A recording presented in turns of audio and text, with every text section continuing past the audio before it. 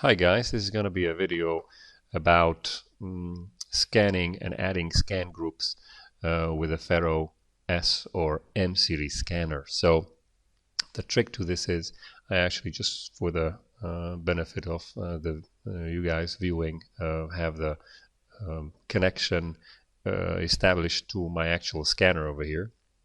Wi-Fi connection to it, but otherwise you can follow the same steps that I'm making with the mouse with your finger on the direct user interface on the scanner. But what I'll do, I'll make a brand new cluster, or cluster rather, a new project. I'll call it embed scan, and I'll call this embed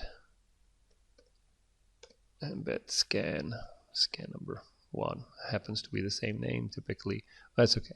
So what I'm doing here is I created a brand new cluster or brand new project with that name, and now I'll just do a preview scan, or this will work with any profile or any settings, of course, as you kind of choose, but for the purposes of the video and the time duration, I'll do preview scan right here. So we'll do preview.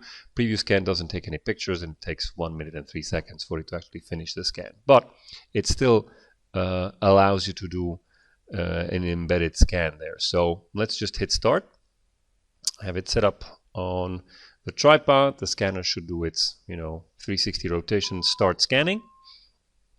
And once it does, we should see the preview, and that preview is something that you can then control and actually adjust and decide what you want to focus on as far as details. So let's wait until it finishes.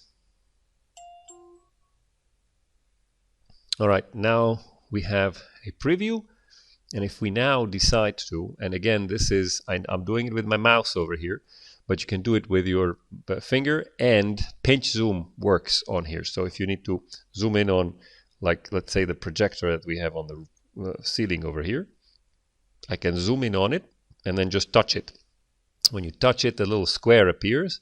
This square says, all right, well, what kind of setting do you want to inherit here? Is if you touch it again, a little menu will come up and it'll say, oh, we can embed a higher resolution, a higher quality scan here. So you can choose. This is not pre-selectable. This is not something that you can actually change. These are the only options you have. The only thing you can change here is maybe the width and the size, essentially, of the area that you're trying to scan. So I'll say, let's make it a little tighter, as long as the scanner hasn't moved and it still sits in the same spot where it was when it created this overview scan. You can have that selected, and then you can decide to have, I don't know, this checkerboard selected, also scan, and we'll do a much lower resolution scan right here, or a smaller resolution scan, and you can keep on going. If you don't like any of these, you can once again pinch zoom onto it, click it, and hit remove selection, and it'll remove it from this area, and it'll just scan the ones that you actually have highlighted in here. But for now, I'll leave it be. So again, we'll make it go with the highest quality over here. We'll check this guy, highest quality, and if I'm ready with it, this is where the button appears on the scanner screen. I'll hit add scans to group, and what it'll do is it'll actually turn the scanner towards the feature that you're trying to do a higher resolution of, and finish scanning that feature in that full 360 view. Once this is finished, you will get a nice indication that this has already been scanned, and you'll get yay or nay if I want to finish scanning and move on to a new location, or keep on adding new scans. All right, we're almost finished here with the scanning.